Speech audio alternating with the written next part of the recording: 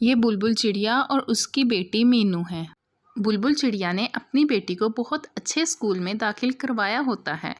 मीनू सुबह जल्दी उठती, नाश्ता करती और टाइम पर स्कूल जाती। मीनू बहुत लाइक होती है और सब टीचर्स की फेवरेट होती है।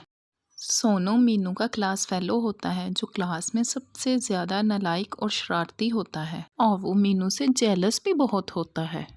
मीनू अपने क्लास फेलोज़ के साथ अपना लंच भी शेयर करती और सोनू दूसरे बच्चों का लंच बॉक्स चुरा कर खा जाता।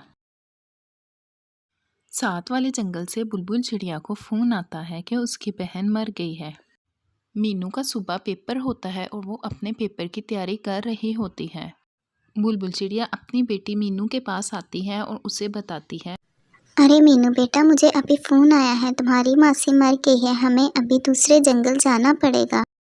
लेकिन मामा, सुबह तो मेरा पेपर है। ठीक है बेटा, फिर आप घर पर रुको, मैं अकेली चली जाती हूँ। नहीं मामा, मैं भी आपके साथ चलूँगी, मैं अपनी टीचर से बात कर लूँगी। मीनू को अपनी मौसी से बहुत प्यार होता है, इसलिए वो अपने मामा के साथ चली जाती है। दूसरे जंगल में सब पंछी बहुत उदास होते हैं और रो रहे होते हैं। मीनू भी बहुत उदास होती है और वो सुबह सुबह स्कूल आती है और अपनी टीचर से बात करती है। टीचर, मेरी मासी मर गई थी, मैं कल वहाँ गई हुई थी और मेरी पेपर की बिल्कुल भी तैयारी नहीं। क्या ऐसा हो सकता है कि मैं पेपर किसी और दिन दे दूँ? मुझे पता है मीनू, तुम एक बहुत लाइक स्टूडेंट हो, लेकिन तुम्हें पेपर आज ही देना होगा। ठीक है टीचर। और सोनू पीछे खड़ा होकर टीचर और मीनू दोनों की बातें सुन रहा होता है। मीनू पेपर देखकर बहुत खुश हो जाती है, क्योंकि पेपर वही होता है जो मीनू ने पहले याद किया होता है। और सोनू जानबूझकर मीनू के पीछे वाली सीट पर बैठ जाता है और मीनू को तंग करता है। मीनू, मुझे भी पेपर दिखाओ।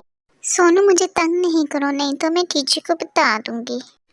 टीचर, सोनू मेरे से पेपर पूछ रहा है। सोनू, अगर आपने अब मीनू को तंग किया तो मैं आपसे पेपर ले लूंगी। मेरी टीचर को शिकायत लगाई है, अब मीनू को मैं बताऊंगा। सोनू खुद नकल लगाने के लिए पेपर पर लिख कर लाया होता है और वो मीनू के पास फेंक देता है। टीचर, वो देखो, मीनू घर से पेपर के ऊपर लिख कर लाई है।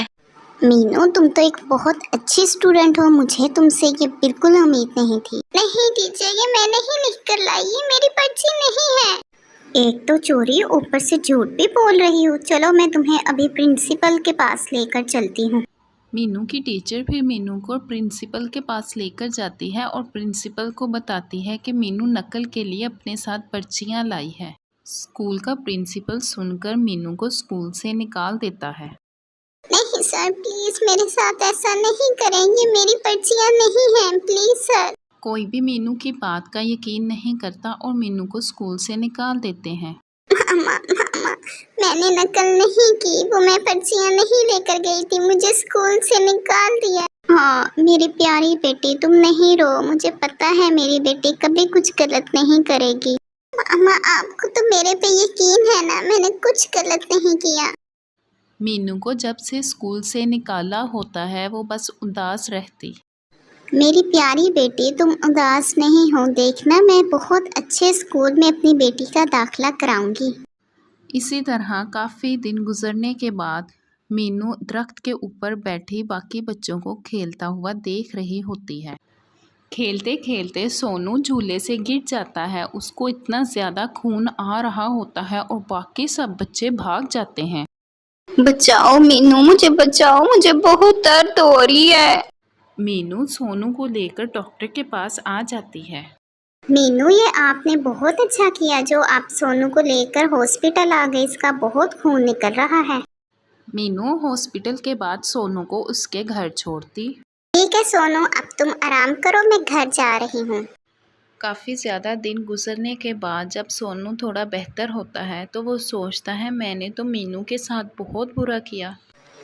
मीनू तो एक बहुत अच्छी लड़की है, मैंने मीनू के साथ बहुत बुरा किया, अब मुझे ही कुछ करना पड़ेगा। सोनू स्कूल जाता है और जाकर टीचर को सब सच बता देता है।